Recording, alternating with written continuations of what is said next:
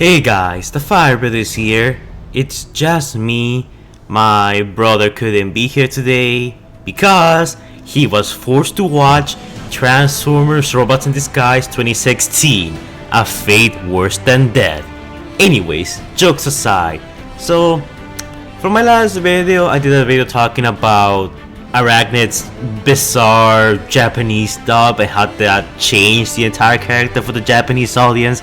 It was pretty weird and it was kind of fun to make.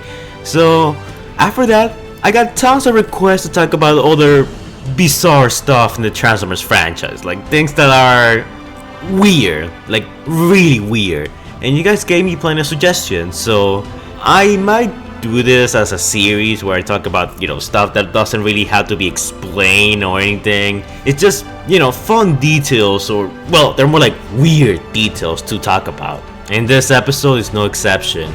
So, in today's video, I'm talking about Megatron, and more specifically how he's a bit of a cannibal. Now, I know that sounds weird, but this is a fairly well-known fact for Transformers fans, especially the moviegoers. Back in the first movie, there were actually plans to have Megatron eat the spark of jazz. It was like, if I eat stone, I can become it, or something like that. Basically, he eats stuff and becomes stronger from it. So the whole thing of Megatron eating the sparks to his enemies isn't really something that was shown in the movie itself, but surprisingly enough, it's something that has been appearing every here and there in the extras material of the movie, which it's weird. I mean, I don't really know why the Decepticons would want to have a cannibal as their leader, but whatever floats their boat. So in any scripts for the movie and in a children's picture book, for kids, Megatron was gonna consume the sparks of his falling enemies.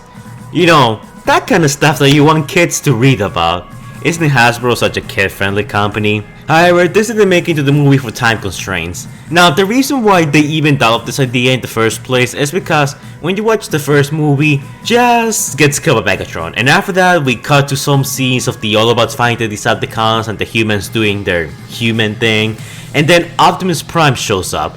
And when Optimus Prime shows up, Megatron acknowledges him and then throws the body of Jazz away. So it is implied by the movie that Megatron kinda just stood there, holding Jazz's body, watching everything happening, and it's kind of, a little awkward, picturing that Megatron kinda just, stood there watching the whole thing where he could have gotten the old spark, which is his main obsession for that one movie. So the idea of him, taking the time to consume Jazz's spark was a way for him to pass the time while, waiting for Optimus Prime's arrival and stuff. That's basically the sole reason why he tore Jazz in half, not because it was easy, just because he wanted to eat him.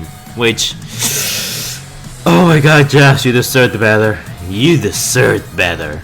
Okay, similarly, although not outright stated in dialogue, his animalistic pouncing on the fallen bodies of various characters like Optimus Prime, Starscream, Jazz, and even Sentinel Prime can be associated to his, weird tendency to wanna eat his enemies.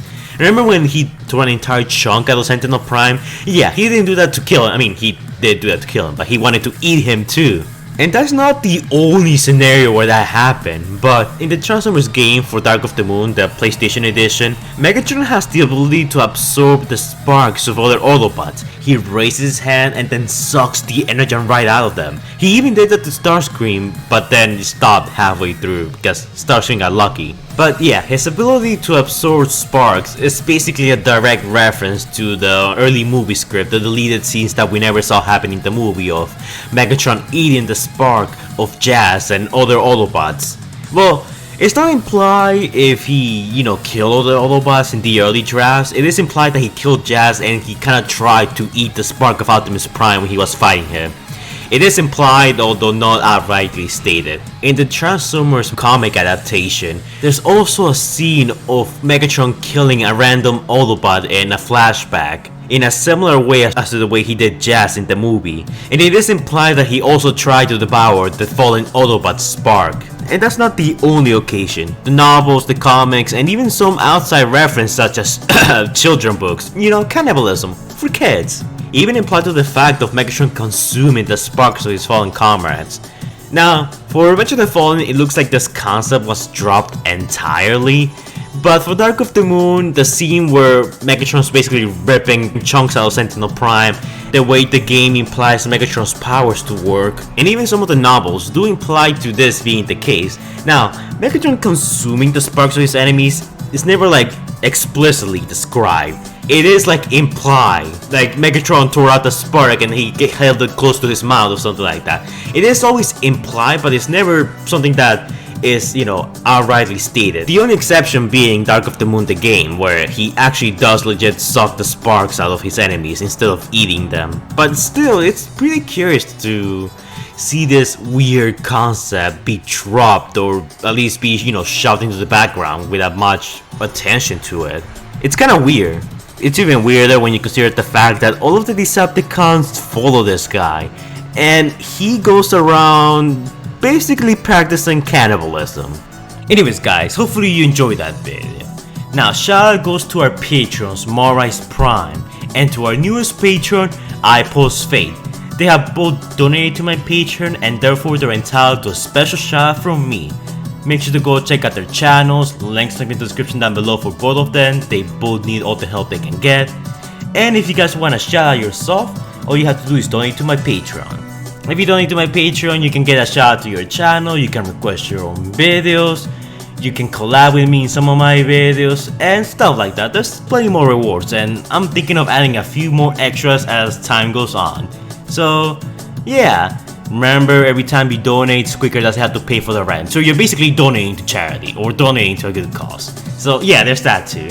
But keep in mind, we don't force anyone. This is entirely optional. But anyways guys, that's it for this video. There was also kind of no point to this video, it's just a really weird detail that I noticed, much like the Arachnid video. What do you guys think of the whole Megatron eating the, sparks of his enemies? Do you think it's a cool concept? Do you think it's dumb? Does it change your perception of Megatron? Because now that you think about it, it really changes my perception of Megatron and the Decepticons. Because now I realize that the Decepticons are basically a group of edgy teenagers following a guy that basically eats the corpses of his enemies, or their hearts or whatever. Mexican style. Which, it's really weird. It's weird. It's weird. I think that's like the way you can describe this series. Everything here that I'm gonna talk about in the the bizarre side of Transformers, it's weird. Arachnid being a genderless, anime girl is weird. Megatron eating the corpse of his enemies is weird, and more so the fact that half of the Cybertronian population follows this guy who eats his enemies in the battlefield. Yeah, for kids. But anyways guys, that's it for this video. Like, comment, and subscribe, and let me know your thoughts on all this. Is there anything else you guys want me to cover? Any, weird aspects of the franchise that you might, be interested in learning more about? I have a few requests to talk about some more stuff, some more, weird voice acting choices, some weird Japan comics related to Transformers. There's a lot of stuff that I got recommended. Keep in mind that I'm not only doing this for the movies, I'm doing this for every single continuity, so if there's anything that you want me to cover, mention it in the comments down below, and I might cover it in a future video. But yeah, that's it for now. I'll see you guys in the next one, hopefully with less cannibalism. Bye guys.